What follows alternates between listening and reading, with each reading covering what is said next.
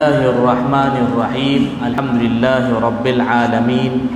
Wassalatu wassalamu ala asyrafil anbiya'i wal mursalin wa ala alihi wa sahbihi ajma'in. Subhanaka la ilma lana illa ma 'allamtana innaka antal alimul hakim. Rabbi shrah li sadri wa yassir li amri wa hlul 'uqdatam min lisani yafqahu qawli. Rabbana zidna ilma warzuqna fahma. Amin ya rabbal alamin.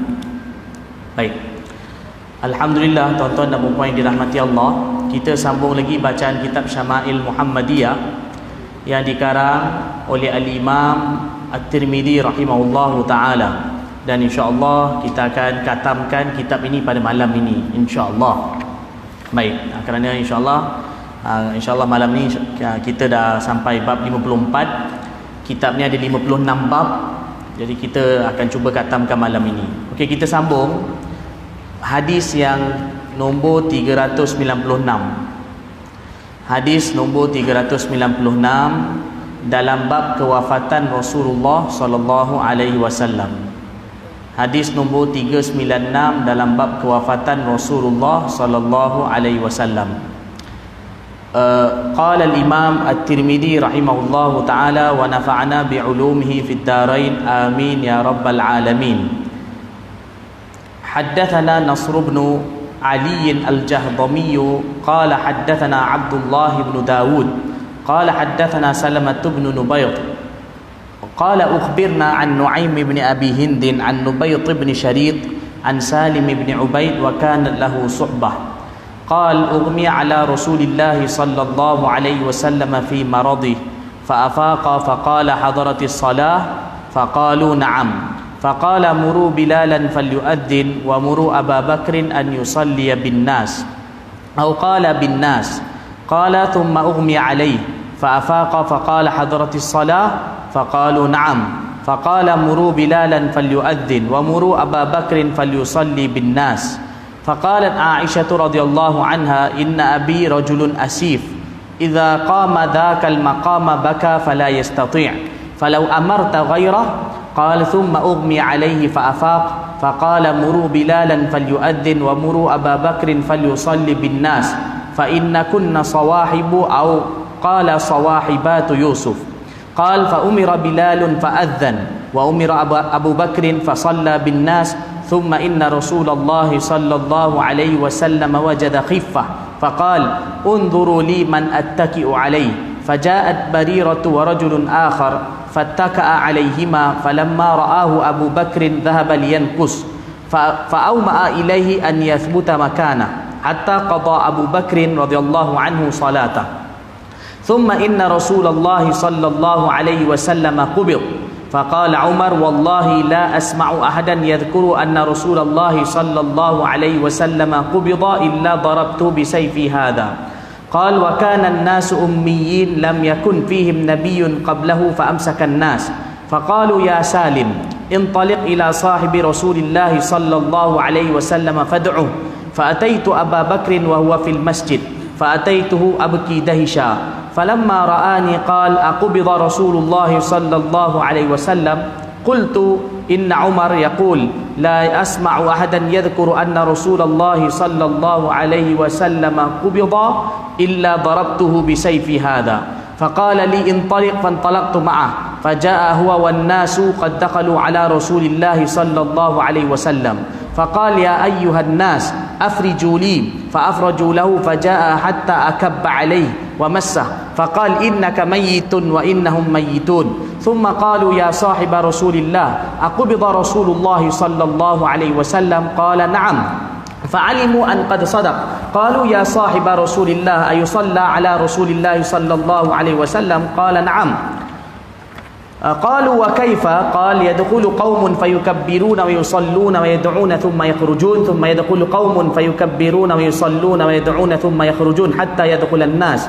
قالوا يا صاحب رسول الله أيدفن رسول الله قال نعم قالوا أين قال في المكان الذي قبض الله فيه روحه فإن الله لم يقبض روحه إلا في مكان طيب فعلموا أن قد صدق ثم أمرهم أن يغسله بنو أبيه واجتمع المهاجرون يتشاورون فقالوا انطلق بنا إلى إخواننا من الأنصار ندخلهم معنا في هذا الأمر فقالت الأنصار منا أمير ومنكم أمير فقال عمر بن الخطاب من له مثل هذه الثلاثة ثاني اثنين إذ هما في الغار إذ يقول لصاحبه لا تحزن إن الله معنا من هما قال ثم بسط يده فبايعه الناس بيعة حسنة جميلة.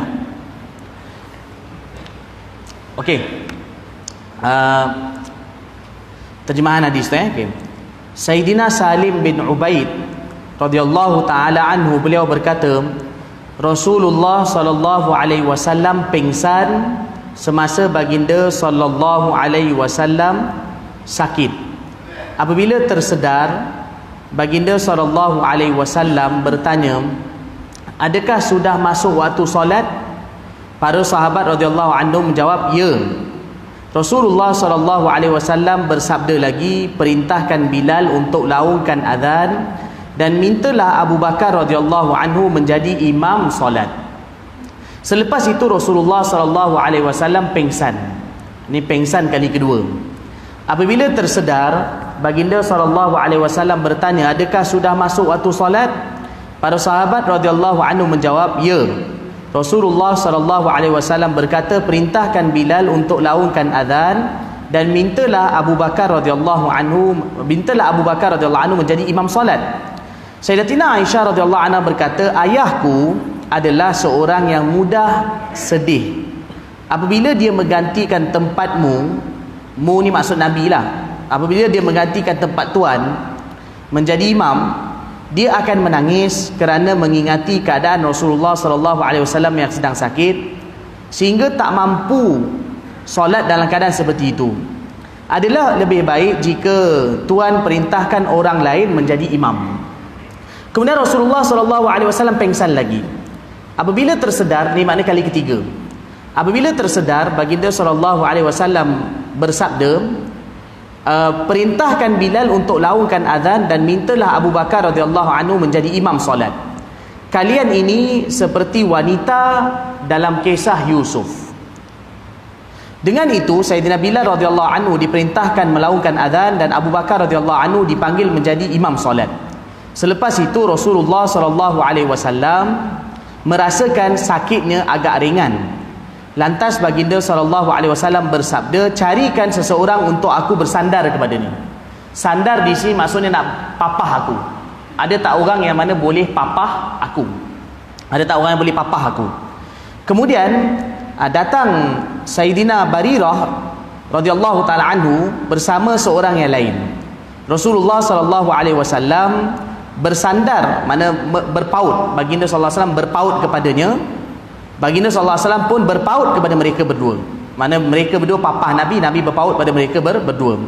Apabila Sayyidina Abu Bakar radhiyallahu anhu melihat keadaan Rasulullah sallallahu alaihi wasallam begitu, beliau ingin berpatah balik, iaitu mundur ke belakang. Namun Rasulullah sallallahu alaihi wasallam memberi isyarat supaya Abu Bakar radhiyallahu anhu tak berganjak dari tempatnya sehingga Abu Bakar radhiyallahu taala anhu selesai bersolat. Okey, baik. Tuan-tuan dan puan-puan yang dirahmati Allah Ta'ala, dia hadis ni cerita dia sebenarnya panjang. Baginda sallallahu alaihi wasallam sebelum wafat, Nabi sakit selama 13 hari. Baginda wafat 12 Rabiul Awal.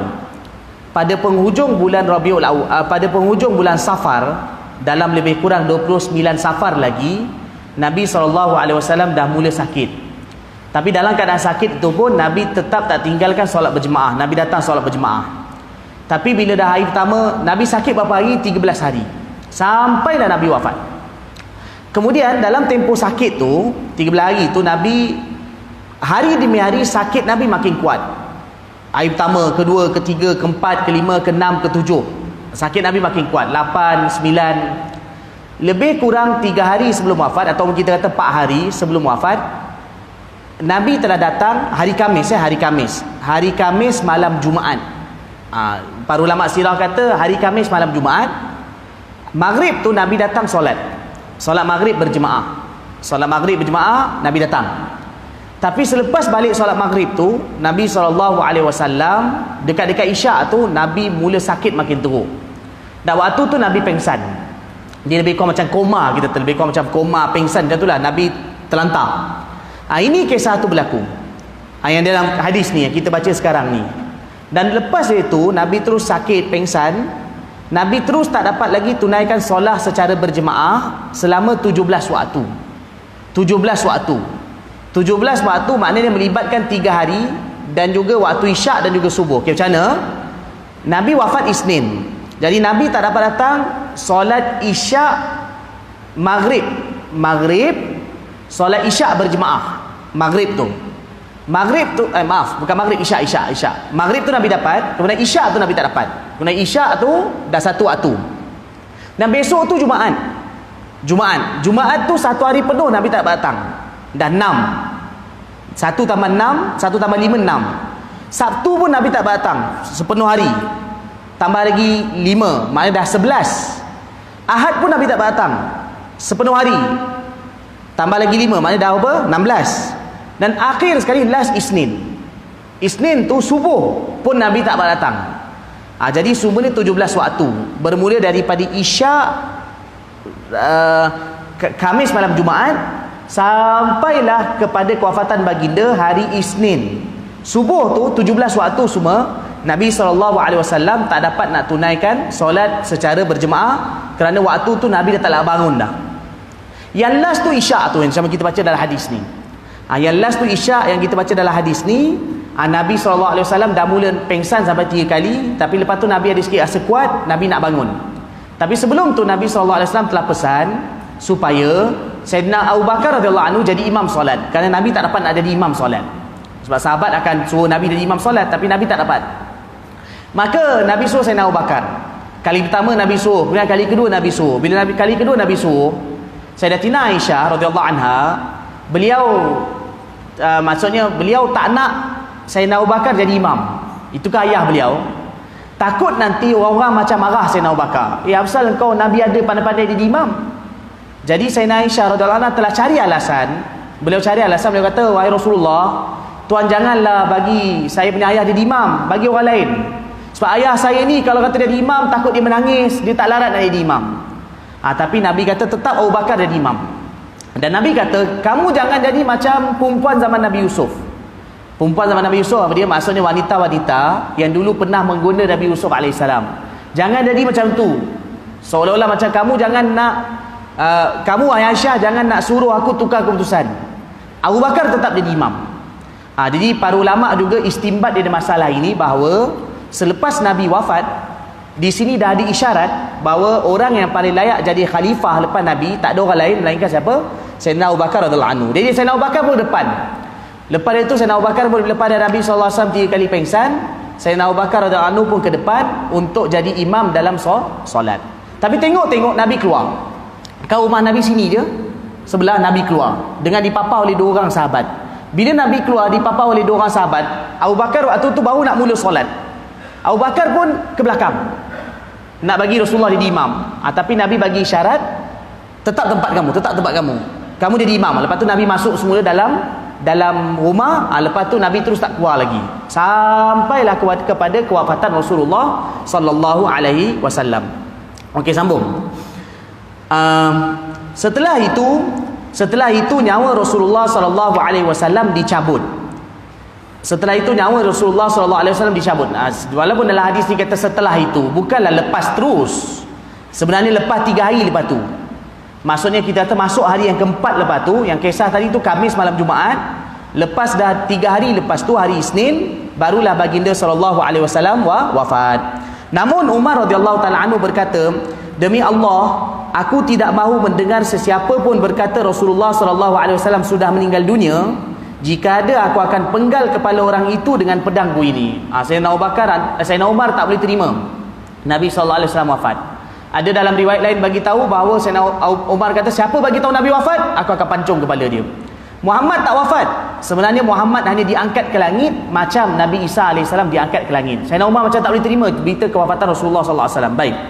Ketika itu, orang yang ada di situ tidak tahu mahu berbuat apa. kerana mereka tidak mempunyai Nabi sebelum Rasulullah. Maksudnya orang tak ada pengalaman, orang tak tahu apa yang berlaku sekarang ni, apa nak buat. Orang semua jadi buntu. Orang jadi buntu, jadi kelu, tak tahu nak buat apa. Mereka berkata, wahai Salim. Salim ni yang perawi hadis ni, sahabat yang menjadi perawi hadis ni nama dia Salim kan, Salim bin Ubaid. Wahai Salim, pergilah bertemu dengan sahabat Rasulullah SAW, iaitu Abu Bakar, dan panggil dia ke sini. Aku pun pergi bertemu dengan Abu Bakar radhiyallahu anhu yang ketika itu berada di dalam masjid. Aku menemuinya sambil menangis kebingungan. Semalam pun saya dah sampaikan dekat Masjid Taqwa, ketika Nabi wafat, Abu Bakar radhiyallahu anhu tak ada. Waktu tu dia pergi ke rumah isteri kedua dia, jauh sikit, yang tempat tu nama Sunnah. Jadi waktu tu bila Nabi wafat, waktu duha tu, Sayyidina Abu Bakar sampai zuhur tu, tengah hari tu dia semayang kat sana. Jadi waktu tengah kalut tu, baru Salim ni datang bagi tahu dengan dia. Baik. Ketika Abu Bakar radhiyallahu taala anhu memandangku, dia bertanya, adakah Rasulullah sallallahu alaihi wasallam sudah wafat? Aku menjawab, Umar radhiyallahu anhu telah berkata, aku tidak mahu mendengar sesiapa pun berkata Rasulullah sallallahu alaihi wasallam sudah meninggal dunia, sudah wafat. Jika ada, aku akan penggal kepala orang itu dengan pedangku ini. Maksudnya dia bagi tahu apa yang Umar tengah buat kat Madinah. Tuan tolonglah selamatkan keadaan, cepat balik ke Madinah cepat. Waktu tu pun beliau dalam Madinah juga, tapi berada tempat lain sikit. Okay, baik. Mendengarnya itu, Abu Bakar radhiyallahu anhu pun berkata, mari kita pergi. Aku pun berangkat bersama Abu Bakar radhiyallahu anhu ke rumah Rasulullah sallallahu alaihi wasallam. Ketika Sayyidina Abu Bakar radhiyallahu anhu tiba, banyak orang sudah masuk ke dalam bilik Rasulullah sallallahu alaihi wasallam. Bilik Rasulullah ni rumah Aisyah lah. Dalam rumah Aisyah, iaitu dalam bilik Sayyidatina Aisyah radhiyallahu anha. Abu Bakar radhiyallahu taala anhu berkata, wahai manusia, beri aku laluan, beri aku ruang laluan. Orang yang ada di situ memberi laluan untuk beliau. Sayyidina Abu Bakar radhiyallahu anhu pun datang mendekati jenazah Rasulullah sallallahu alaihi wasallam sambil mengusap baginda sallallahu alaihi wasallam dan membaca ayat innaka mayyitun wa innahum mayyitun. Sesungguhnya engkau wahai Muhammad akan mati dan sesungguhnya mereka juga akan mati. Dalam ada riwayat lain sebutkan bila Sayyidina Abu Bakar cium wajah jenazah Nabi, beliau singkap wajah Nabi dan beliau cium dahi Nabi sallallahu alaihi wasallam. Dan waktu tu beliau kata, bi abi anta wa ummi ya Rasulullah, tibta hayyan wa mayyita. Wahai Rasulullah, aku korbankan ayah dan ibuku kepadamu. Engkau ini haram ketika hidup dan sesudah mati. Itu ada riwayat lain sebutkan perkara tersebut. Okay, baik. Kemudian orang yang ada di situ mereka berkata, wahai sahabat Rasulullah ni masa Abu Bakar, wahai sahabat Rasulullah, adakah nyawa Rasulullah sallallahu alaihi wasallam sudah dicabut? Abu Bakar radhiyallahu anhu menjawab, ya. Maka mereka yakin bahawa Abu Bakar radhiyallahu anhu berkata benar. Sebenarnya tuan-tuan, sahabat waktu tu pun tahu Nabi dah wafat. Cuma mereka tak boleh terima berita Nabi wafat ni. Macam berat betul nak terima. Jadi sampaikan bila Abu Bakar kata Nabi dah wafat, barulah mereka tenang. Betul Nabi dah wafat. Maknanya nak bagi tahu berita kewafatan Nabi ni berat betul pada para sahabat, sampai ada antara mereka jadi macam bingung. Betul ke tak betul ni? Okey, sambung. Kenapa tuan-tuan? Kalau kita nak cerita mungkin senang, tetapi sebenarnya para sahabat radhiyallahu anhum bila mereka duduk dengan Nabi, bagi mereka Nabi Muhammad ni segala-galanya. Segala-galanya Nabi. Tengok muka Nabi itu pun sebab kegembiraan. Satu hari tak tengok muka Nabi, rasa tak tenang hidup. Kadang ada sahabat datang nak tengok muka Nabi je, lepas tu balik. Sampai macam tu hidup. Jadi oleh kerana sayang para sahabat pada Nabi terlalu dalam, maka bila Nabi wafat, diorang tak boleh terima. Tak boleh terima, begitu berat berita tersebut. Okay, baik. Seterusnya orang ramai berkata, wahai sahabat Rasulullah ni Abu Bakar, adakah jenazah Rasulullah SAW disembahyangkan? Abu Bakar radhiyallahu anhu menjawab, ya. Maksudnya orang tanya ni kenapa? Kerana mungkin mereka ingat Nabi ada khususiat, ada pengkhususan, tak payah disembahyangkan. Kalau sebab kerana orang lain ni ada dosa, maka kerana tu orang sembahyangkan supaya diampunkan dosa dia. Tapi Nabi maksum, tak payah solat. Mungkin ada orang ingat macam tu. Tapi Sayyidina Abu Bakar kata, ya, jenazah Rasulullah pun disolatkan. Baik. Mereka bertanya lagi, bagaimanakah caranya? Abu Bakar radhiyallahu anhu menjawab, sekumpulan kamu masuk lalu bertakbir 4 kali, dirikanlah solat jenazah. Maknanya sekumpulan masuk, takbir, dan lepas tu buat solat jenazah, kemudian berdoa dan kemudian keluar. Selepas itu masuk lagi sekumpulan yang lain lalu bertakbir 4 kali, solat jenazah, berdoa dan juga keluar. Begitulah sehingga semua orang sudah masuk dan mengerjakan solat jenazah. Ini maksud mereka tanya Abu Bakar, macam mana nak solat jenazah Nabi SAW? Jenazah Rasulullah SAW disolatkan pada hari yang kedua selepas kewafatan Nabi. Nabi wafat Isnin. Bila Nabi wafat Isnin, waktu tu hari tu kelang kabut. Orang mereka bincang siapa nak jadi khalifah. Sampai malam tu baru dilantik, selesai semua urusan khalifah. Besok hari baru disolatkan jenazah Rasulullah sallallahu alaihi wasallam. Jenazah Rasulullah disolatkan secara berasingan, bukan berjemaah. Macam mana? Mula-mula laki dulu masuk. Masuk dulu dalam 3-4 orang solat. Lepas habis solat keluar, sampai laki semua dah masuk. Mereka solat seorang masuk. Maksudnya solat secara berasingan, masuk 4 ke 5 ke masuk. Lepas dah habis laki, kanak-kanak pula masuk. Kanak-kanak dah selesai, lepas tu wanita lah masuk. Bila dah selesai semua mereka solat jenazah, barulah lepas tu dikebumikan. Jadi benda tu pun lama tu, dia tengah hari sampailah ke malam. Dekat-dekat malam baru mereka semua selesai solat jenazah Rasulullah sallallahu alaihi wasallam. Pertanyaan mungkin timbul, kita tahu bahawa solat jenazah ni solat secara berjemaah. Solat jenazah sunat secara berjemaah. Tetapi kenapa Nabi punya jenazah ni tak disolat secara berjemaah? Sebab bila Nabi wafat, zaman Nabi orang akan jadikan Nabi imam. Tapi bila Nabi dah wafat, diorang semua kalut, tak tahu siapa nak jadi imam. Itu pada permulaan.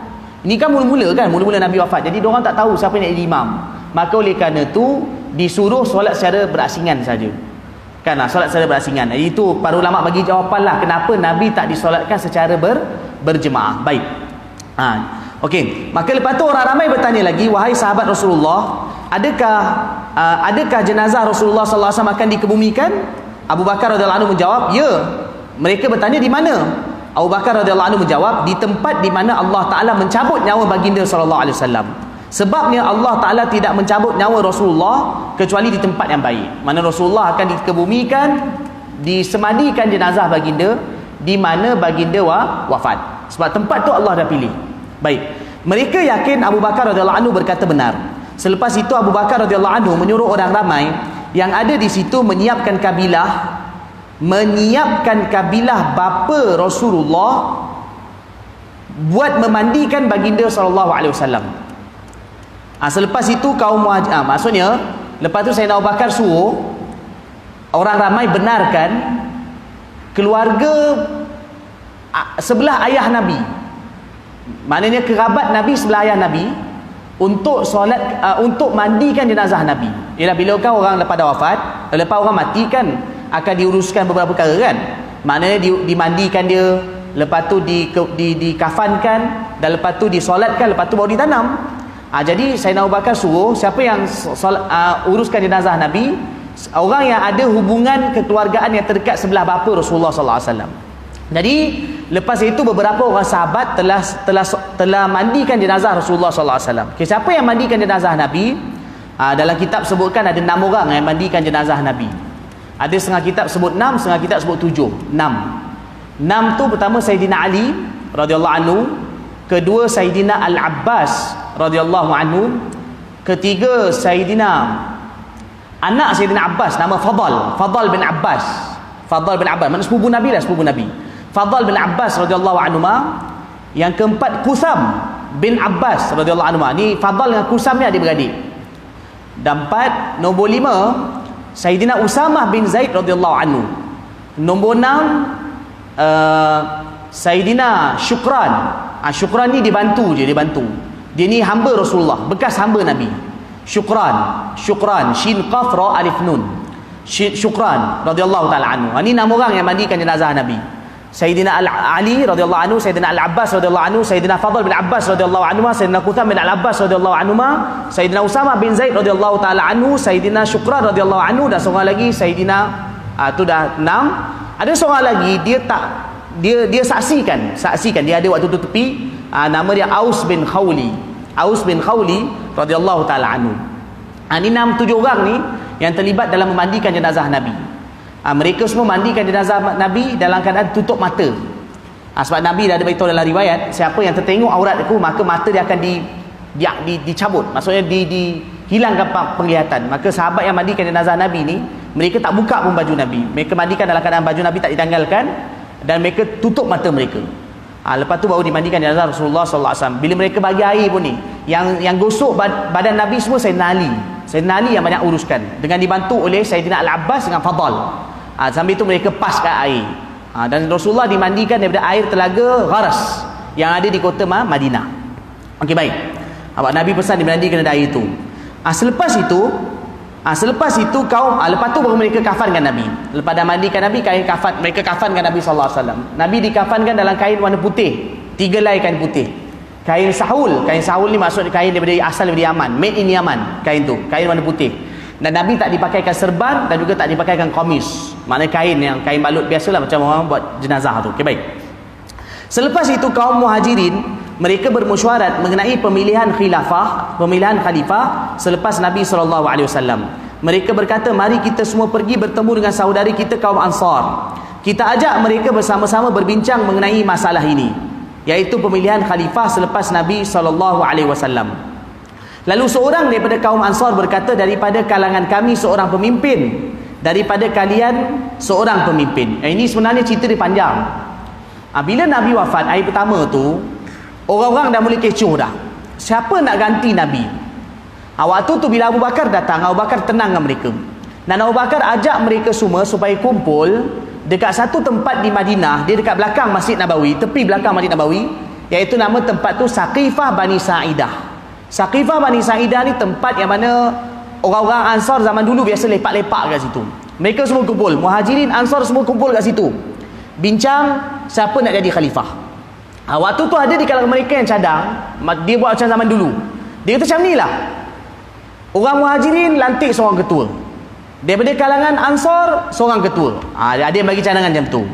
Tapi waktu tu juga dalam hadis ni sebenarnya cerita ringkas, sebenarnya panjang lagi. Waktu tu Sayyidina Abu Bakar radhiyallahu anhu juga jadi penyelamat keadaan. Sayyidina Abu Bakar kata apa?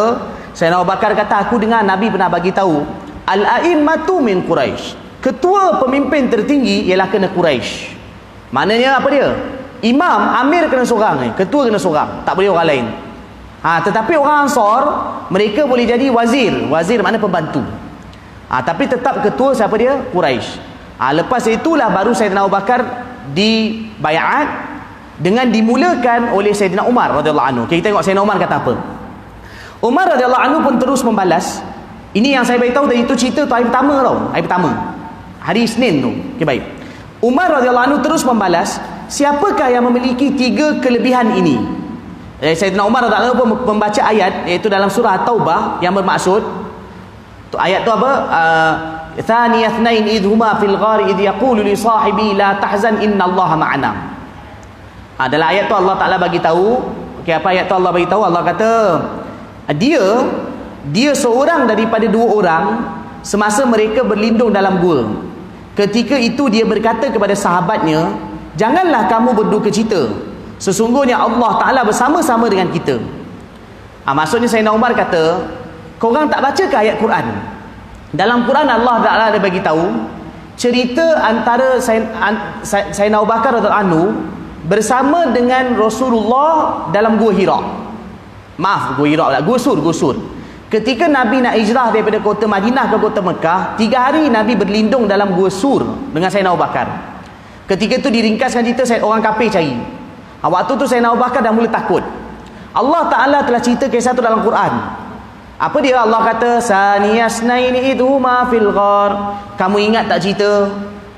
Iaitu Abu Bakar salah seorang antara 2 orang, iaitu mereka berdua berada di dalam gua.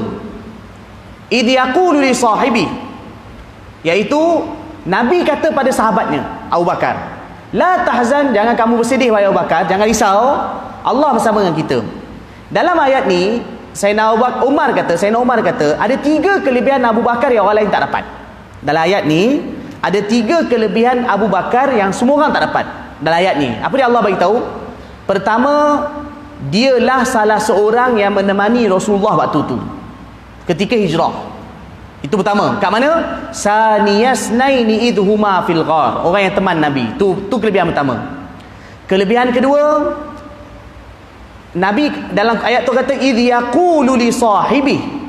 Rasulullah kata kepada sahabatnya. Rasulullah SAW berkata kepada sahabatnya. Sahabat yang dimaksudkan di sini ialah siapa? Sahabat yang dimaksudkan di sini ialah Sayyidina Abu Bakar radhiyallahu taala anhu. Sahabat yang dimaksudkan ini Sayyidina Abu Bakar. Maka di sini menyabitkan bahawa Sayyidina Abu Bakar ni memang sahabat Rasulullah sallallahu alaihi wasallam. Itu kelebihan kedua. Nombor 3 iaitu dia kata apa? Innallaha ma'ana. Innallaha ma'ana, iaitu apa dia? Menyabitkan bahawa Allah bagi tahu bahawa Allah bersama-sama dengan mereka. Kelebihan pertama iaitu beliau salah seorang daripada 2 orang. Kelebihan kedua ialah bagi tahu bahawa la tahzan. Apa dia? Kelebihan kedua iaitu bagi tahu bahawa mereka iaitu Abu Bakar ni sahabat Nabi. Kelebihan ketiga ialah bagi tahu bahawa Allah bersama dengan mereka. Okey, baik, sambung. Siapakah 2 orang antara dalam ayat ini? Okey, Sayyidina Umar tanya, siapakah 2 orang itu dalam ayat ini? Siapakah 2 orang itu dalam ayat ini? 2 orang tu maksud dia apa dia? Iaitu Sayyidina Rasulullah sallallahu alaihi wasallam dan Sayyidina Abu Bakar radhiyallahu anhu. Selepas itu Sayyidina Umar radhiyallahu taala anhu menghulurkan tangan beliau, lalu beliau pun membaiat Sayyidina Abu Bakar radhiyallahu anhu. Orang ramai di situ pun turut membaiat Sayyidina Abu Bakar radhiyallahu anhu dengan baiat setia yang indah. Masa lepas tu bila Sayyidina Umar radhiyallahu taala anhu telah mulakan baiat, akhirnya semua orang yang hadir pada waktu tu mereka pun telah berbaiat kepada Sayyidina Abu Bakar radhiyallahu anhu. Tapi sebenarnya baiat tu berlaku 2 kali. Hari Isnin, hari pertama diorang semua baiat Rasulullah, diorang semua baiat Sayyidina Abu Bakar. Esok pagi sebelum sembahyang subuh, dekat sembahyang subuh, orang ramai kumpul lagi. Sayyidina Umar radhiyallahu anhu telah minta balik, telah mulakan bagi tahu kelebihan Sayyidina Abu Bakar, dan waktu tu semua orang Islam telah baiat lagi Sayyidina Abu Bakar radhiyallahu taala anhu. Jadi 2 kali baiat. Hari Isnin sekali, hari Selasa sekali lagi. 2 kali baiat berlaku kepada Sayyidina Abu Bakar radhiyallahu taala anhu. Okey, baik, sambung. Wa bi qala haddatsana Nasr bin Ali qala haddatsana Abdullah bin Zubair syaikhun bahiliyun qadimun basriyun qala haddatsana Thabit al-Bunani an Anas bin Malik radhiyallahu anhu qala lamma wajada Rasulullah sallallahu alaihi wasallam min karbil maut ma wajad qalat Fatimah radhiyallahu anha wa karba faqala an-nabiy sallallahu alaihi wasallam la karba ala abiki ba'da al-yawm innahu qad hadara min abiki ma laysa bitarikin minhu ahada al-muwafatu yawm al-qiyamah. Sayyidina Anas bin Malik radhiyallahu taala anhu beliau berkata, ketika Rasulullah sallallahu alaihi wasallam sedang merasakan beratnya penderitaan menghadapi kematian, maksudnya sakaratul maut, Fatimah radhiyallahu anha berkata, aduhai sakitnya. Maksudnya aduhai beratnya sakit yang ditanggung oleh ayahku. Maksudnya waktu tu Fatimah radhiyallahu anha ada ziarah Nabi sallallahu alaihi wasallam. Rasulullah sallallahu alaihi wasallam membalas, tidak ada sakit lagi untuk ayahmu selepas hari ini. Maknanya inilah last sakit. Nanti lepas aku mati tak ada sakit lagi. Sesungguhnya maut sudah menghampiri ayahmu. Tidak seorang pun dapat lari daripadanya. Pertemuan dengan maut pasti akan terjadi sehingga hari kiamat. Maksud Nabi bagi tahu, jangan risau wahai Fatimah, inilah akhir sakit, dan mati ni memang tak ada orang akan dapat lepas. Sesiapa pun pasti akan mati sampailah kiamat. Baik. Wa bi qala haddatsana Abu al-Khattab Ziyad bin Yahya al-Basri wa Nasr bin Ali qala haddatsana Abd Rabbih bin Bariq al-Hanafi qala sami'tu jaddi aba ummi Simak bin al-Walid yuhaddits annahu sami'a Ibn Abbas radhiyallahu anhu ma yuhaddits annahu sami'a Rasulullah sallallahu alaihi wasallam yaqul man kana lahu faratan min ummati adkhalahu Allah ta'ala bihim al-jannah faqalat Aisyah faman kana lahu faratun min ummatik qala wa man kana lahu faratun ya muwaffaqah qalat faman lam yakul lahu faratun min ummatik qala fa ana faratun li ummati lan yusabu bimithli.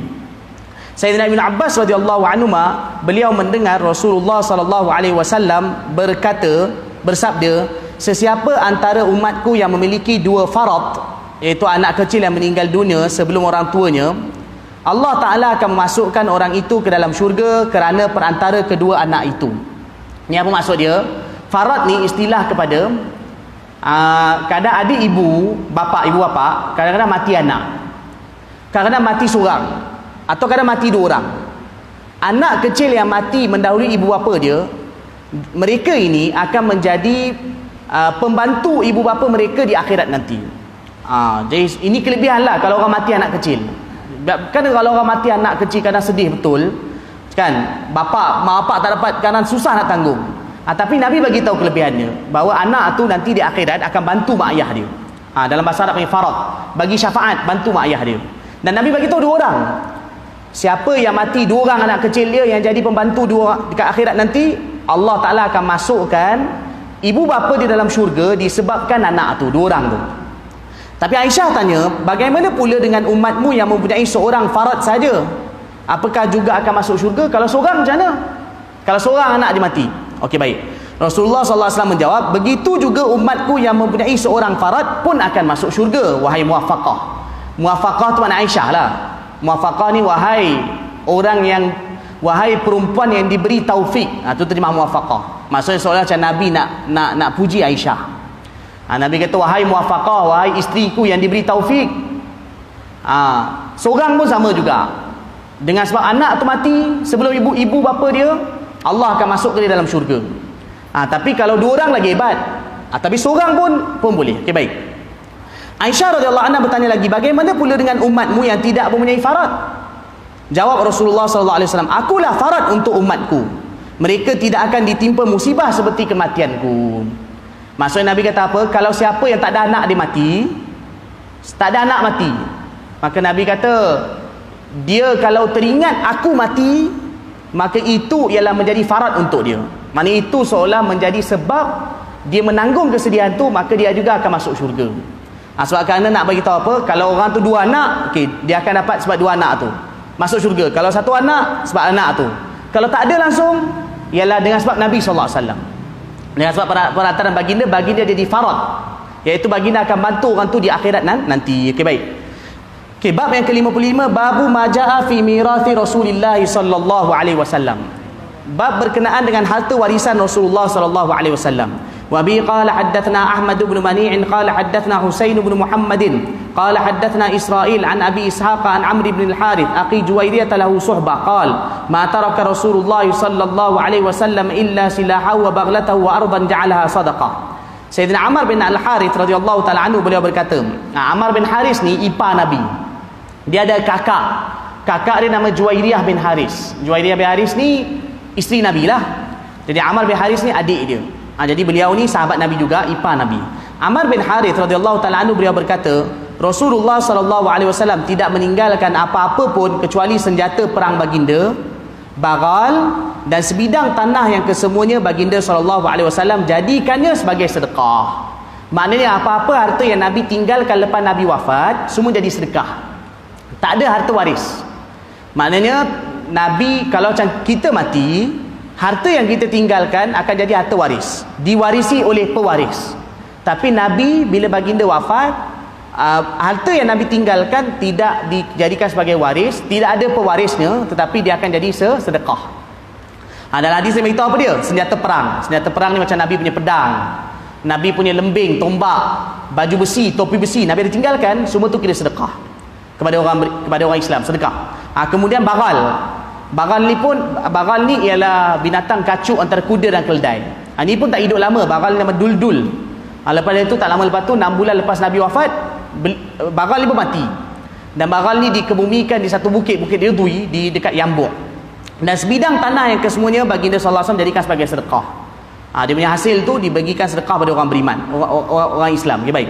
Wa bi qala haddatsana Muhammad bin al-Muthanna قال حدثنا أبو الوليد قال حدثنا حماد بن سلمة عن محمد بن عمرو عن أبي سلمة رضي الله عنه عن أبي هريرة رضي الله عنه قال جاءت فاطمة إلى أبي بكر رضي الله عنه فقالت من يرثك فقال أهلي وولدي فقالت ما لي لا أرث أبي فقال أبو بكر رضي الله عنه سمعت رسول الله صلى الله عليه وسلم يقول لا نورث ولكني أعول من كان رسول الله صلى الله عليه وسلم يعوله وأنفق على من كان رسول الله صلى الله عليه وسلم ينفق عليه.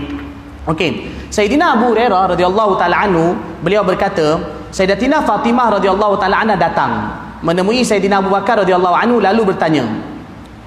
Ini masa zaman Sayyidina Abu Bakar jadi khalifah lepas Nabi dah wafat. Siapakah yang mewarisimu? Fatimah tanya ke Abu Bakar, siapakah yang menjadi waris kepadamu kalau kau mati, wahai Abu Bakar? Sayyidina Abu Bakar radhiyallahu anhu menjawab, isteriku dan anak-anak aku. Fatimah berkata lagi, mengapa aku tidak mewarisi ayahku? Kan, maksudnya kalau kau kata kau mati, kau punya harta diwarisi oleh keluarga kau, waris kau. Tapi kenapa ayah aku mati, Nabi, aku tak dapat apa-apa harta waris? Tengok jawapan Abu Bakar radhiyallahu anhu. Sayyidina Abu Bakar radhiyallahu anhu menjawab, aku pernah mendengar Rasulullah sallallahu alaihi wasallam bersabda, kami tidak mewariskan. Maksudnya para nabi bila mati harta dia tak jadi waris. Jadi bukan aku sengaja tak nak bagi kepada kau harta waris, sebab kerana memang Nabi bagi tahu bahawa bila Nabi wafat hartanya tidak diwarisi. Tetapi macam mana?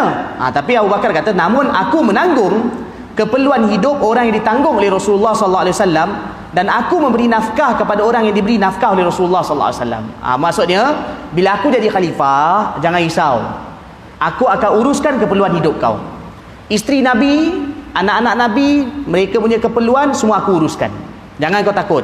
Memang korang tak dapat harta waris, tetapi keperluan korang ditanggung oleh khalifah. Khalifah akan tanggung, bagi dari Baitul Mal. Akan bagi, ada bahagian untuk korang akan dibagi. Minta azan, minta Bilal muadzin azan. Boleh tak saya minta sikit jaga jarak sikit, boleh tak? Sikit buat penjarakan sedikit, kan? Minta juga buat penjarakan sedikit lah, penjarakan. Minta sikit lah jaga penjarakan, kan? Mudah-mudahan jaga penjarakan sikit. Kita tak nak juga masjid nanti dipersalahkan apa kebaik. Sedikitlah buat penjarakan, kan? Itu SOP, kan? Sedikit penjarakan. Mudah-mudahan ada penjarakan sikit, okey.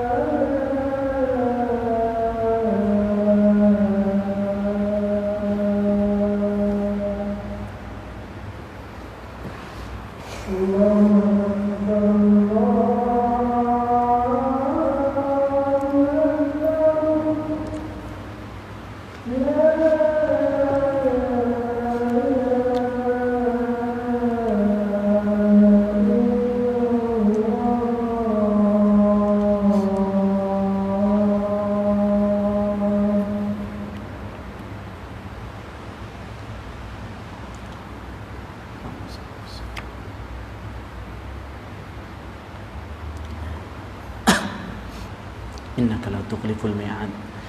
وبه قال حدثنا محمد بن المثنى قال حدثنا يحيى بن كثير العنبري أبو غسان قال حدثنا شعبة عن عمرو بن مرة عن أبي البختري أن العباس وعليا جاء إلى عمر يختصمان يقول كل واحد منهما لصاحبه أنت كذا فقال عمر لطلحة والزبير وعبد الرحمن بن عوف وسعد رضي الله عنهم أنشدكم بالله أسمعتم رسول الله صلى الله عليه وسلم يقول كل ما لنبي صدقة إلا ما أطعمه إنا لا نورث وفي الحديث قصة.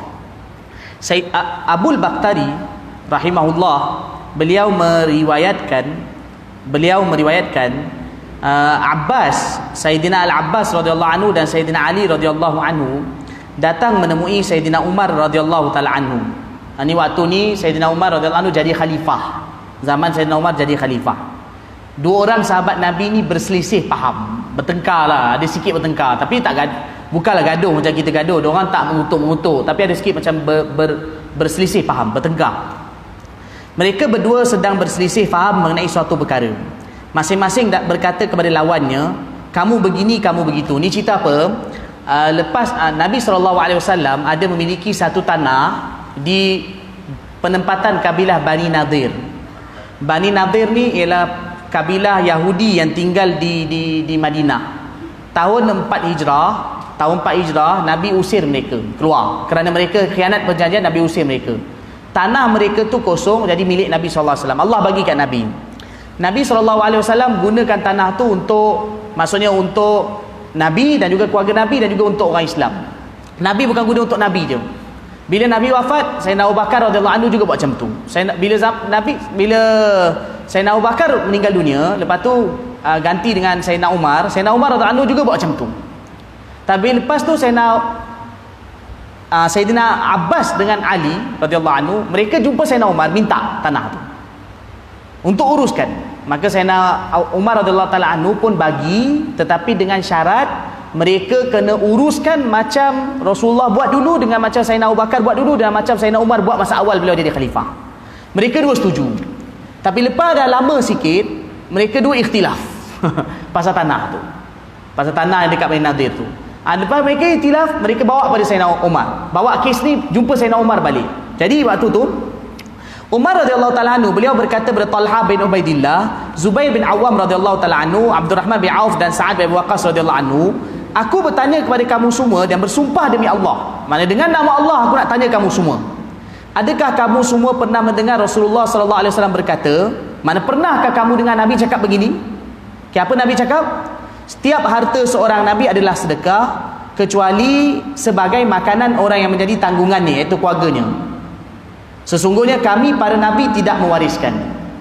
Aku nak tanya kamu berdua, wahai sahabat-sahabat, kamu pernah dengar tak sini Nabi bagi tahu bahawa harta Nabi ni ialah bukan milik sesiapa tetapi jadi sedekah?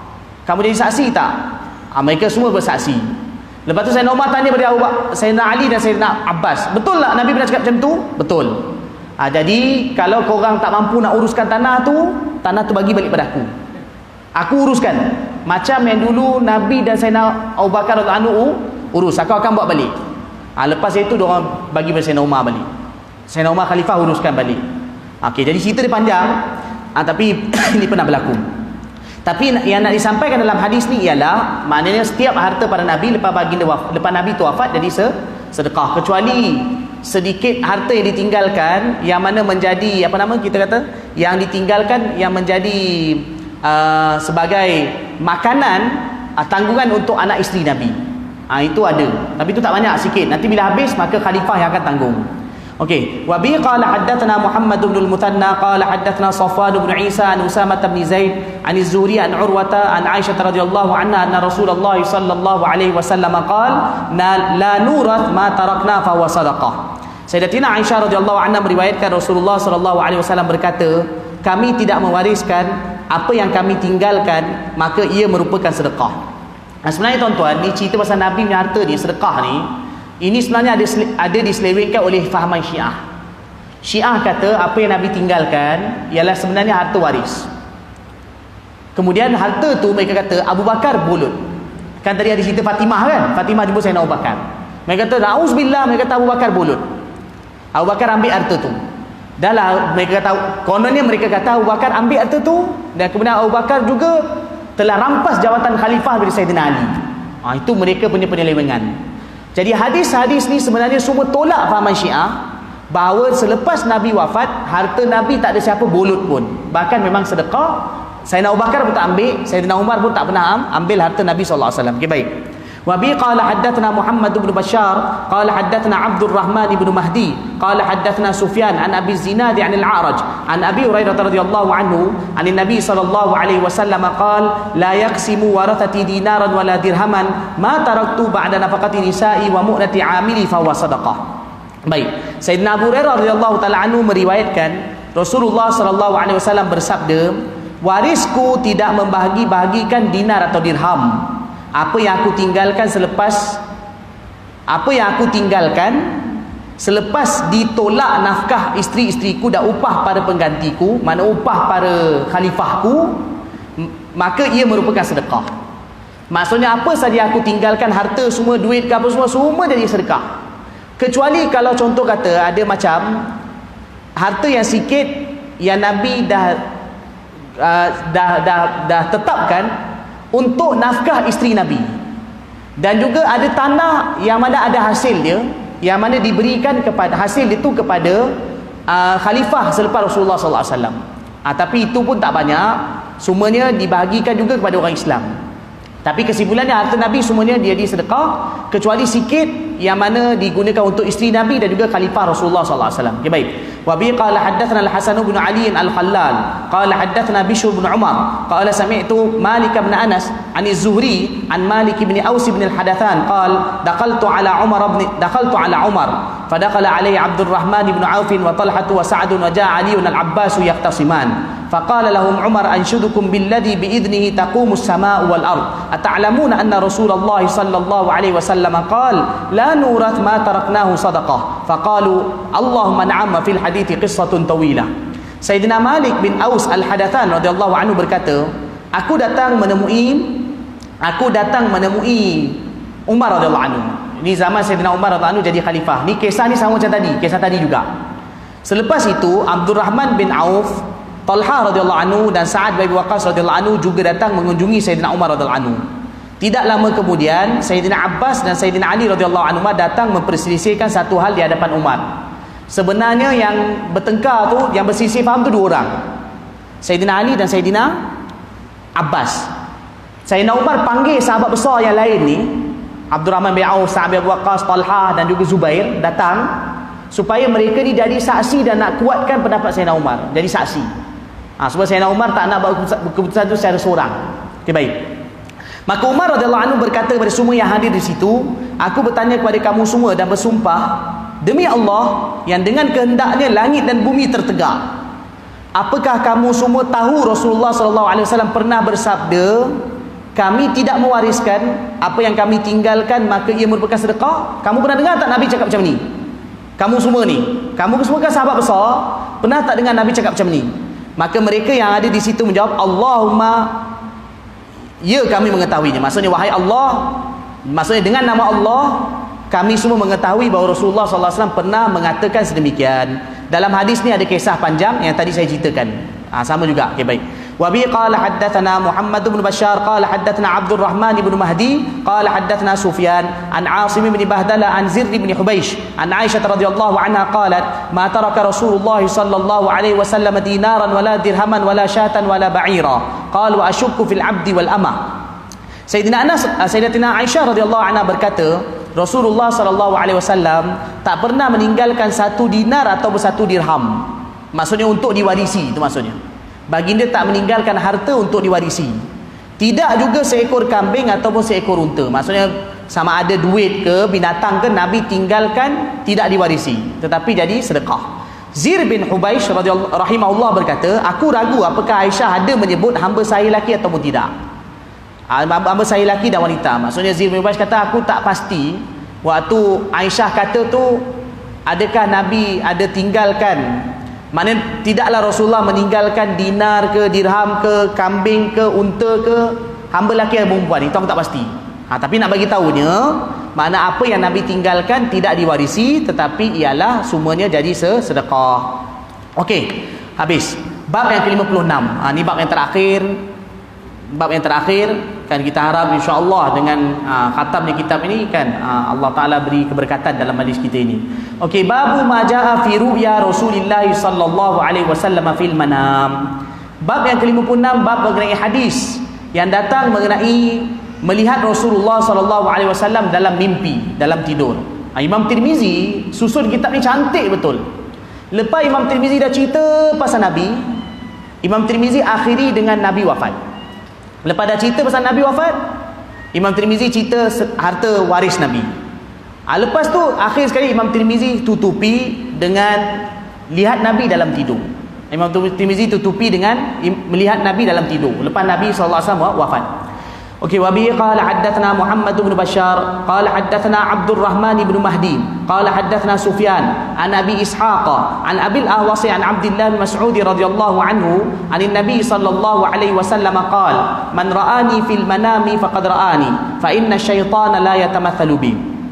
Sayyidina Abdullah bin Mas'ud radhiyallahu anhu meriwayatkan Rasulullah sallallahu alaihi wasallam bersabda, sesiapa yang dapat melihatku dalam tidurnya, sebenarnya dia memang sudah melihatku, sebab syaitan tidak dapat menyamar menjadi aku.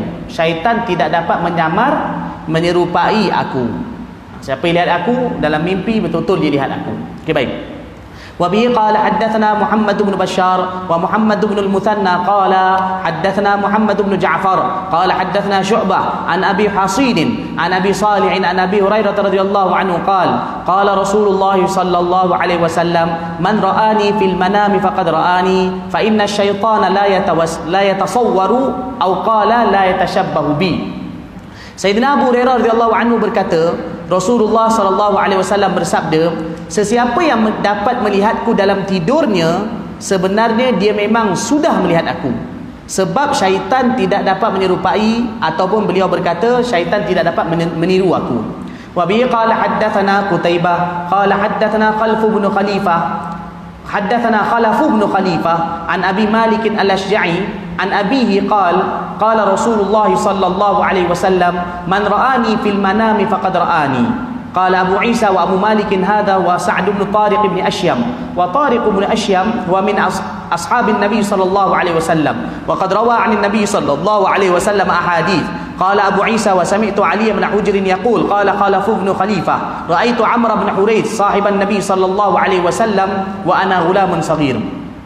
Sayyidina Tariq bin Ashyam radhiyallahu taala anhu beliau berkata, Rasulullah sallallahu alaihi wasallam bersabda, sesiapa yang melihatku dalam tidurnya, sebenarnya dia memang sudah melihat aku. Baik. Wa bi qala haddatsana Qutaibah wa ibn Sa'id qala haddatsana Abdul Wahid ibn Ziyad an Asim ibn Kulayb qala haddatsani abi itu maksudnya Kulayb lah, Kulayb.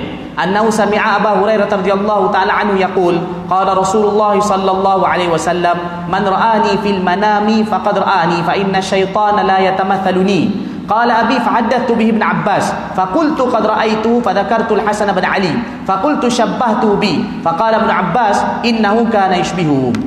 Baik, Sayyidina Abu Hurairah radhiyallahu ta'ala anhu beliau berkata, Rasulullah sallallahu alaihi wasallam bersabda, sesiapa yang melihat aku dalam tidurnya, sebenarnya dia memang sudah melihat aku, sebab syaitan tidak dapat menyamar menjadi aku. Ayahku maksud ayah perawi ni. Ayahku iaitu Kulayb, maksudnya yang kata ni Asim bin Kulayb. Asim bin Kulayb kata ayahku Kulayb berkata, aku sampaikan hadis ni kepada Ibnu Abbas radhiyallahu anhu, dan aku berkata, aku pernah melihat baginda sallallahu alaihi wasallam, iaitu Rasulullah sallallahu alaihi wasallam dalam mimpi. Lalu aku menyebutkan nama Al-Hasan bin Ali radhiyallahu anhu, dan menurutku Rasulullah sallallahu alaihi wasallam mirip Sayyidina Hasan radhiyallahu taala anhu. Ibnu Abbas radhiyallahu anhu berkata, sungguhnya Rasulullah sallallahu alaihi wasallam mirip Sayyidina Hasan bin Ali radhiyallahu anhu. Ini apa dia? Perawi ni hadis ni bila dia sampaikan hadis ni kepada Ibnu Abbas, dia kata, wahai Ibnu Abbas, sebenarnya aku ada mimpi Nabi. Allahu Akbar. Dia kata aku ada mimpi Nabi. Ibnu Abbas tanya, macam mana rupa Nabi yang kau lihat dalam mimpi tu? Dia kata, dalam banyak-banyak orang yang aku pernah tengok, aku nampak Hasan bin Ali, cucu Nabi, muka dia macam Maknanya Rasulullah macam Hasan bin Ali. Ialah sebab kerana Hasan bin Ali pernah tengok, dia Rasulullah punya muka dekat-dekat macam Hasan bin Ali. Bila dengar tu memang Ibn Abbas betul kata, betul, memang Hasan bin Ali muka dia mirip Rasulullah sallallahu alaihi wasallam. Sebab kerana perawi ni dia tak sempat jumpa Nabi. Dia ni tabi'i, dia hanya sempat jumpa Ibn Abbas. Tetapi di kalangan sahabat Nabi yang dia sempat jumpa hidup lama Hasan. Sebab Hasan radhiyallahu anhu meninggal dunia 50 Hijrah. Hasan radhiyallahu anhu meninggal dunia 50 Hijrah. Ibn Abbas yang perawi hadis yang sahabat ni meninggal 68 Hijrah. Dia pernah jumpa Hasan. Jadi kita banyak orang pernah tengok Hasan. Muka macam Ibn Abbas benarkan, betul muka dia. Sebab dalam hadis ada bagi tahu bahawa Rasulullah pernah kata bahawa Hasan dan Husain dua-dua serupa aku. Cucu Nabi dua orang ni, Hasan dan Husain, dua-dua serupa Nabi sallallahu alaihi wasallam. Tak ada riwayat bagi tahu Sayyidina Ali kata Hasan serupa dengan Nabi ialah daripada atas sampai ke dada. Hasan serupa dengan Nabi daripada atas sampai ke dada. Nampak mirip Sayyidina Ali, Rasulullah. Husain pula serupa dengan Rasulullah ialah daripada bawah sampai ke kaki. Ada riwayat kata sebaliknya. Kesimpulannya maknanya dua-dua cucu Nabi ni ada mirip yang hampir dengan Rasulullah sallallahu alaihi wasallam. Baik. Wa bi qala haddatsana Muhammad bin Bashar qala haddatsana ibn Abi Adi wa Muhammad bin Ja'far qala haddatsana Auf bin Abi Jamilah an Yazid al-Farisi wa kana yaktubu al-masahif qala ra'aytu an-nabiy sallallahu alaihi wasallam fil manami zaman ibn Abbas faqultu li ibn Abbas inni ra'aytu Rasulullah sallallahu alaihi wasallam fi an-nawm faqala ibn Abbas inna Rasulullah sallallahu alaihi wasallam kana yaqul inna asy-syaitana la yastati'u an yatashabbaha bi faman ra'ani fi an-nawm faqad ra'ani fahal tastati'u an tan'ata hadha ar-rajul alladhi ra'aytahu fi an-nawm qala na'am an'atu laka rajulan baina rajulain jismuhu wa lahmuhu asmaru ila al-bayad akhalul 'ainain hasanud dhahik jamilu dawairil wajh qad mala'at lihyatu ma baina hadi ila hadi qad mala'at nahrahu qala Auf wala أدري ما كان مع هذا النعت فقال ابن عباس لو رأيته في اليقظة ما استطعت أن تنعته فوق هذا قال أبو عيسى ويزيد الفارسي ويزيد بن هرمز وهو أقدم من يزيد الرقاشي وروى يزيد الفارسي عن ابن عباس أحاديث ويزيد الرقاشي لم يدرك ابن عباس وهو يزيد بن أبان الرقاشي وهو يروي عن أنس بن مالك ويزيد الفارسي ويزيد الرقاشي كلاهما من أهل البصرة وعوف بن أبي جميلة وعوف العربي. Baik. Yazid Al-Farisi ini beliau ialah tabi'i. Yazid Al-Farisi dalam kita nak dalam 5 hadis lagi lebih kurang dalam 5 hadis lagi insya-Allah kita akan kata Yazid Al-Farisi rahimahullah beliau berkata aku melihat Rasulullah sallallahu alaihi wasallam dalam tidur semasa zaman Ibnu Abbas. Maksud zaman tu Ibnu Abbas hidup lagi. Aku beritahu kepada Ibnu Abbas radhiyallahu anhu iaitu aku pernah melihat Rasulullah sallallahu alaihi wasallam dalam mimpi, dalam tidur. Ini para ulama kata Allah bagi pada beliau kelebihan ialah kerana Yazid ni dia ni antara penulis mushaf.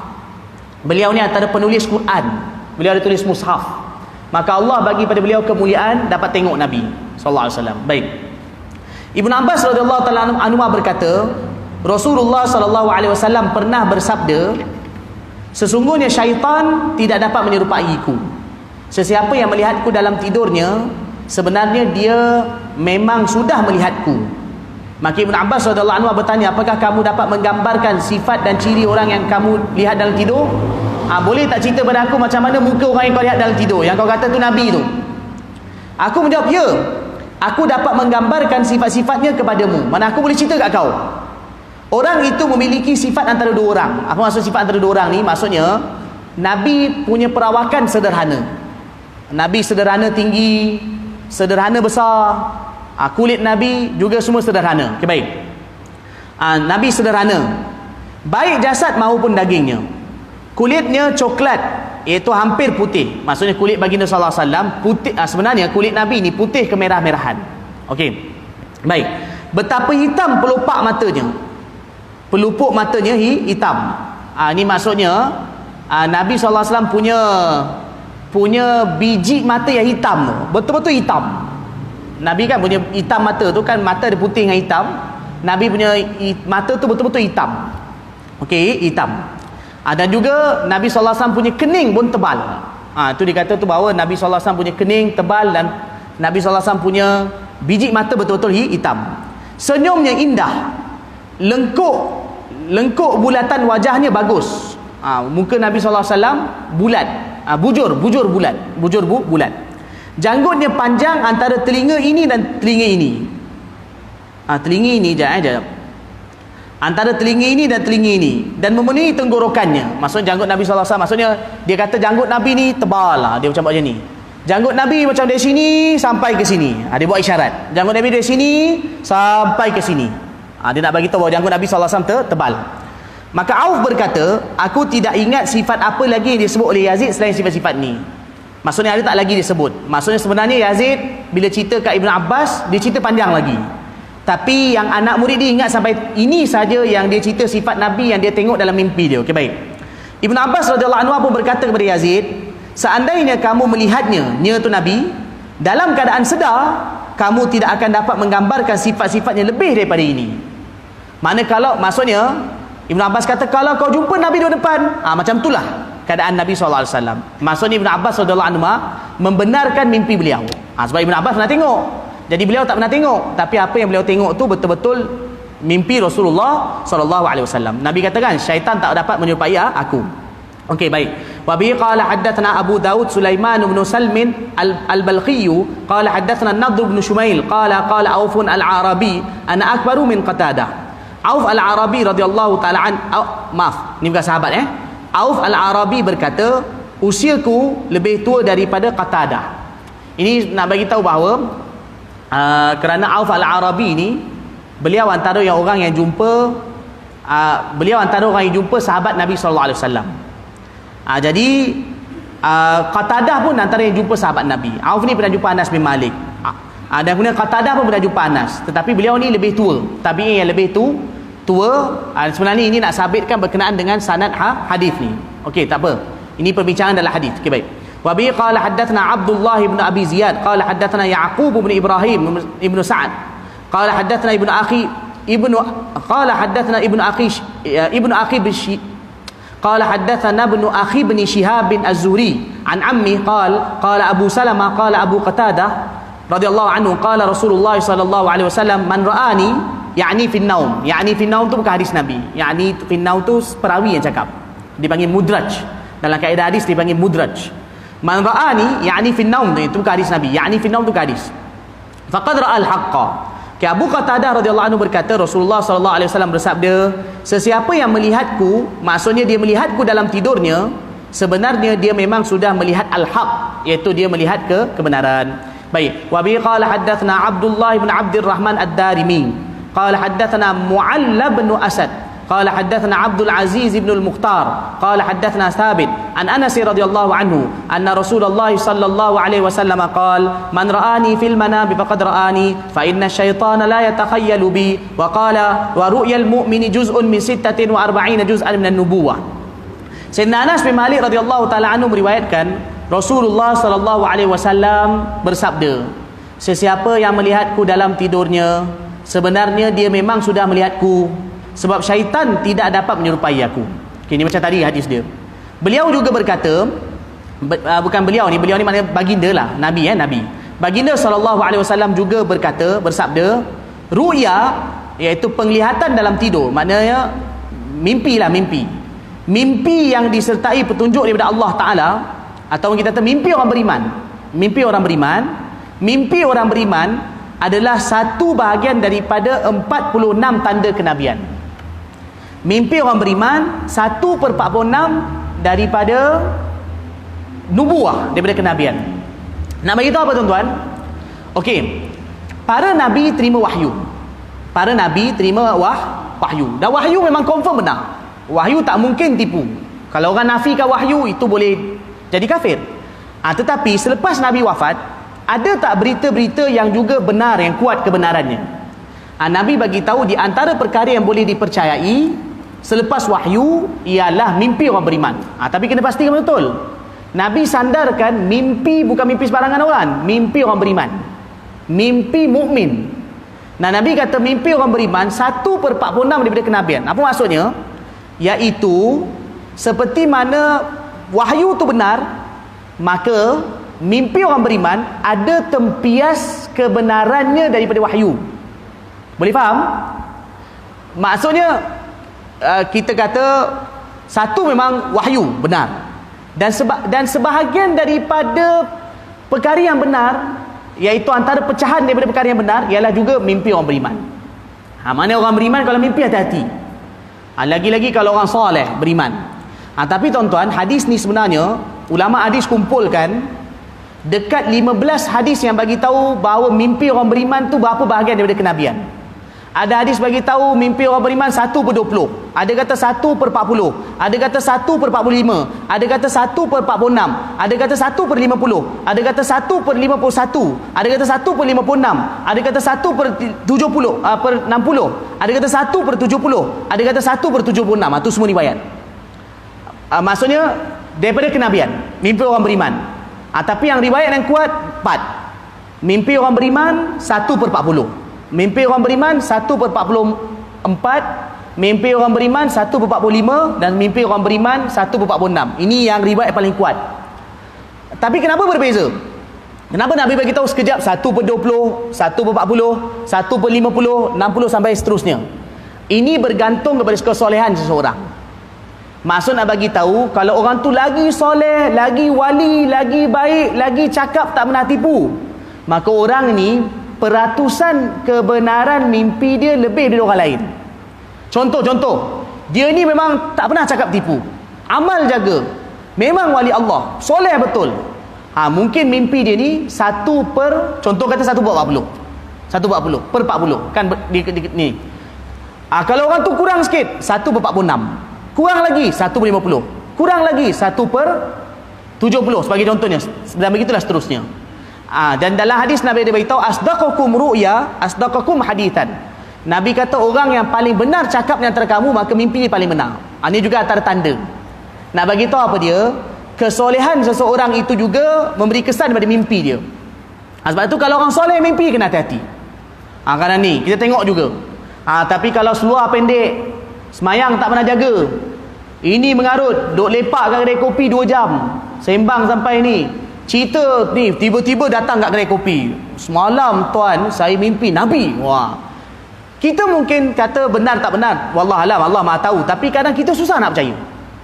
Susah nak percaya. Jadi kalau orang tu orang soleh, maka dia ni mimpi dia lebih hampir kepada kebenaran.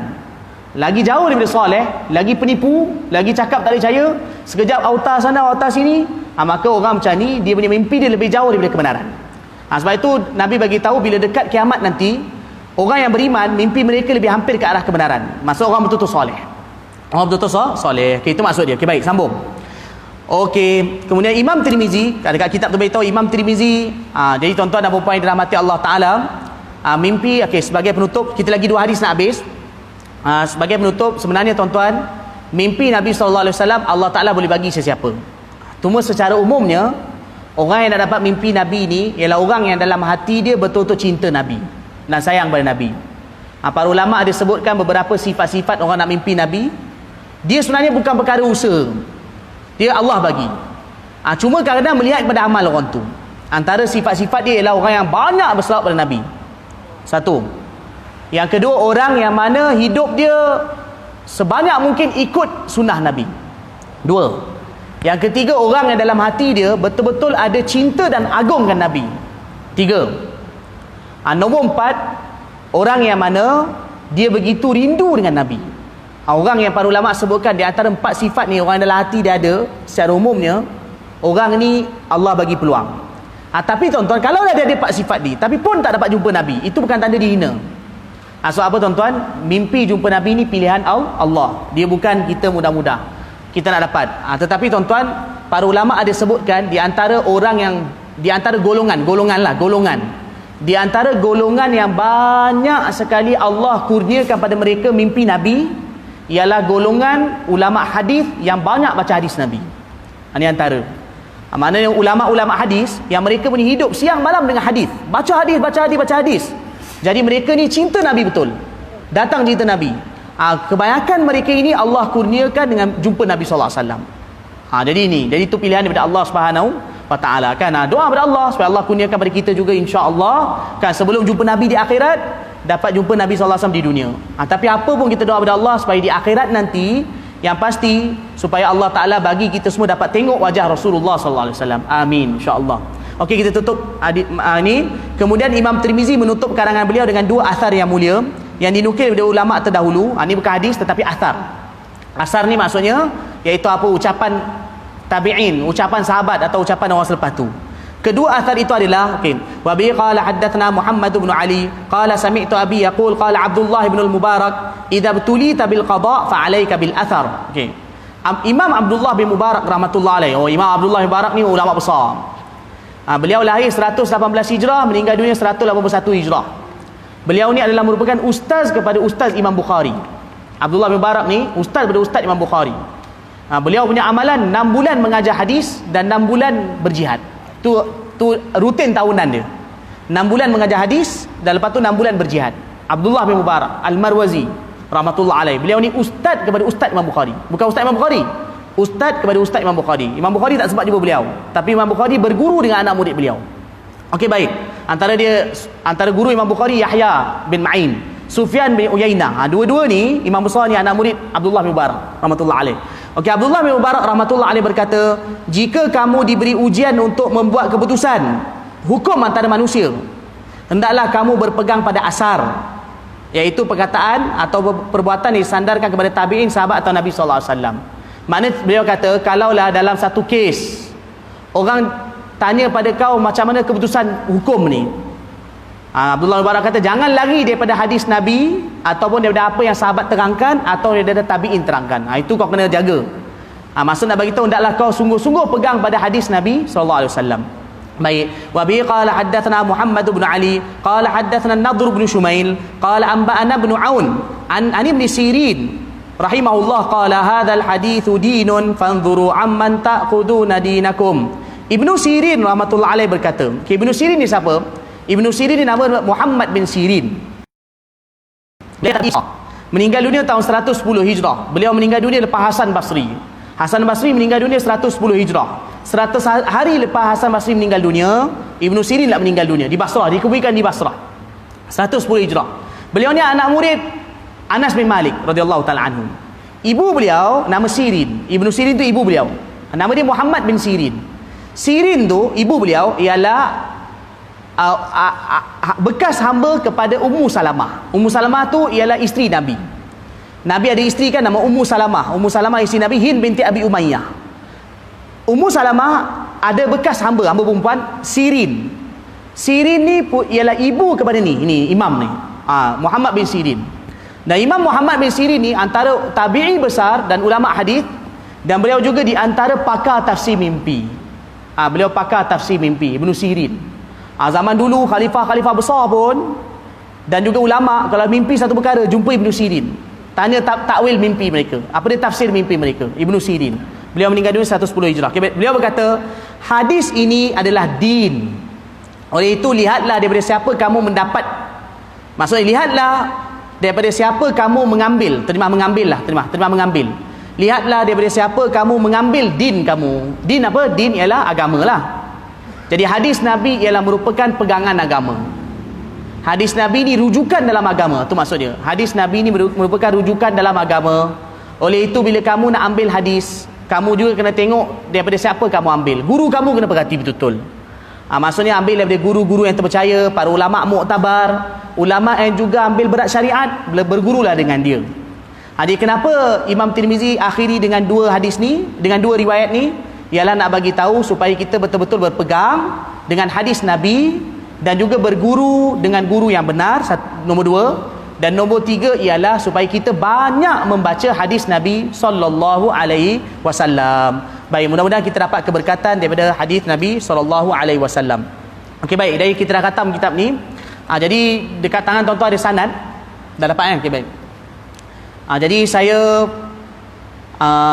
baca sanad tu. Jadi saya Muhammad Abdullah bin Muhammad Amir meriwayatkan dan mengijazahkan kitab Asy-Syama'il Muhammadiyah kepada hadirin yang hadir dalam majlis ni. Yang hadir dalam majlis ni nanti tulis nama tuan-tuan dan puan-puan. Jadi dengan ini, dengan izin Allah Ta'ala, saya menerima sanad hadis dalam kitab Syama'il Muhammadiyah ni melalui guru-guru saya yang mulia. Antaranya ialah Maulana Fahim Khan Ar-Raiwindi. Ini masa di Lahore. Ini mula-mula saya baca Syama'il dengan beliau di Lahore dulu. Dan nombor 2 Syekh Mustafa An-Nadwi, ni ulama Mesir, juga pernah datang ke masjid kita. Ini saya baca dengan beliau tahun 2015. Dan Maulana Fariduddin Mas'ud, ini saya baca dengan beliau tahun 2017.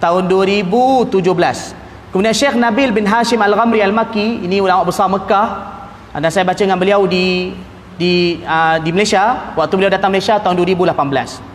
Maka saya mengijazahkan mana kitab ni, kitab Syama'il Muhammadiyah ni, dengan sanad Ali. Sanad Ali ni maksud sanad yang tinggi, maknanya lebih dekat dengan perawi dengan pengarang kitab ni.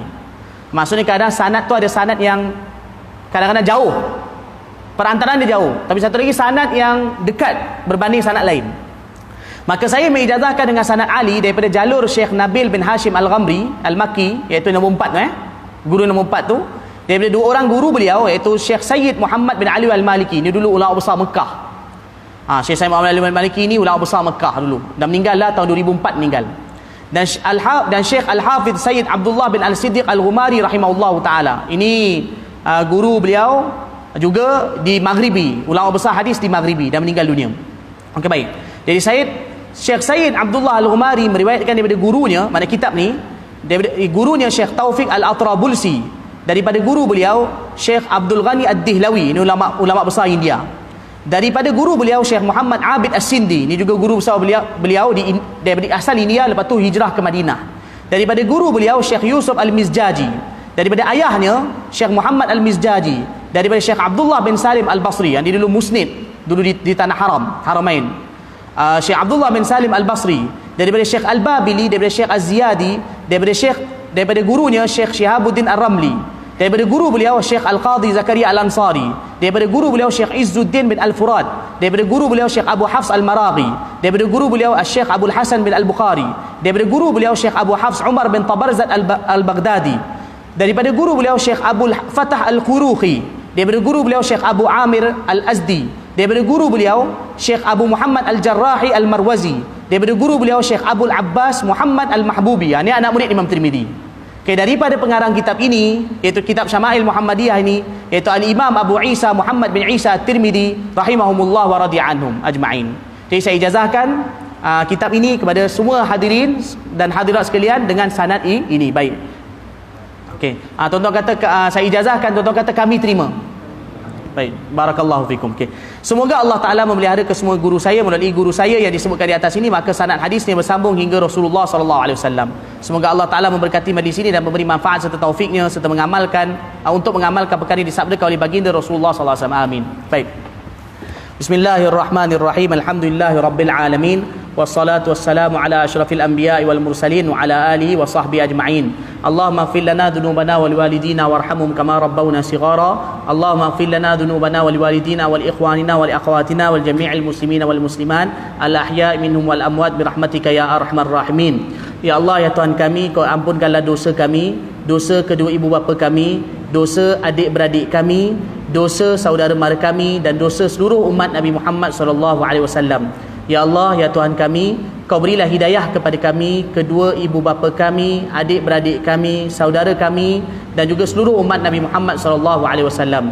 Ya Allah, ya Tuhan kami, ya Allah, ya Tuhan kami telah dapat khatamkan kitab Asy-Syama'il Muhammadiyah ini karangan Al-Imam Tirmidzi. Dengan berkat penghataman ni, ya Allah, Kau ampunkanlah semua dosa kami, ya Allah. Ampunkanlah dosa semua hadirin hadirat yang menghadiri majlis ni, ya Allah. Ya Allah, ya Tuhan kami, dengan berkat kitab ini, ya Allah, dengan bacaan hadis Rasulullah sallallahu alaihi wasallam, ya Allah, dan dengan berkat Rasulullah sallallahu alaihi wasallam, ya Allah, Kau jadikanlah kami hampir denganmu, ya Allah. Ya Allah, di akhirat nanti, ya Allah, Kau berilah kami dapat melihat wajah Rasulullah sallallahu alaihi wasallam, ya Allah. Ya Allah, di akhirat nanti Kau kumpulkanlah kami bersama baginda Rasulullah sallallahu alaihi wasallam, ya Allah. Ya Allah, ya Tuhan kami, di dunia ini, ya Allah, kami sebagai umat Nabi Muhammad sallallahu alaihi wasallam, ya Allah, kami tidak dapat menunaikan hak kami yang sebenar kepada Nabi Muhammad sallallahu alaihi wasallam, ya Allah. Tetapi ya Allah, kami berharap padamu, ya Allah, di akhirat nanti Kau golongkanlah kami di kalangan pengikut Nabi Muhammad sallallahu alaihi wasallam, ya Allah.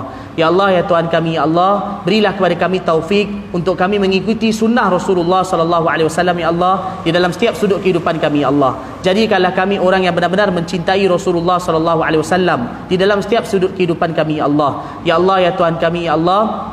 Ya Allah, ya Tuhan kami, ya Allah, dengan berkat kitab ini, ya Allah, dan dengan berkat hadis Nabi Muhammad sallallahu alaihi wasallam, ya Allah, Kau tunaikanlah hajat kami, ya Allah. Dalam hati kami, ya Allah, ada macam-macam hajat, ya Allah, hajat dunia dan juga akhirat, ya Allah. Tunaikanlah segala hajat kami dunia dan akhirat, ya Allah. Ya Allah, ya Tuhan kami, yang sakit, ya Allah, Kau sembuhkanlah, ya Allah. Yang ada apa-apa masalah, ya Allah, selesaikanlah masalahnya, ya Allah. Yang ada hutang, ya Allah, Kau bantulah dia untuk melunaskan hutang ni, ya Allah. Yang sakit, ya Allah, Kau sembuhkanlah, ya Allah.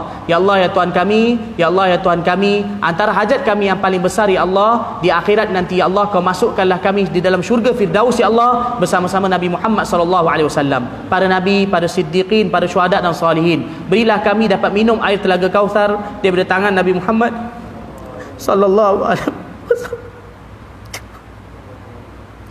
Ya Allah, ya Tuhan kami, Engkau tahu bahawa kami ni lemah, ya Allah. Kami banyak melakukan kesalahan kepadamu, ya Allah. Ya Allah, Kau ampunkanlah dosa kami, ya Allah. Dengan berkat hadis Nabi SAW, ya Allah, yang kami khatam ni, ya Allah, Kau ampunkanlah semua dosa kami, ya Allah. Ya Allah, ya Tuhan kami, Kau uji kami dengan wabak COVID-19 ni, ya Allah. Kau hilangkanlah wabak ini segera, ya Allah, daripada kami, ya Allah. Kau angkatlah wabak ini daripada kami, ya Allah. Jauhkanlah wabak ini, ya Allah, daripada kami, ya Allah, daripada negeri kami, daripada bumi Malaysia, ya Allah, daripada seluruh alam, ya Allah. Jauhkanlah wabak ini daripada kami, ya Allah. Ya Allah, kami lemah, ya Allah.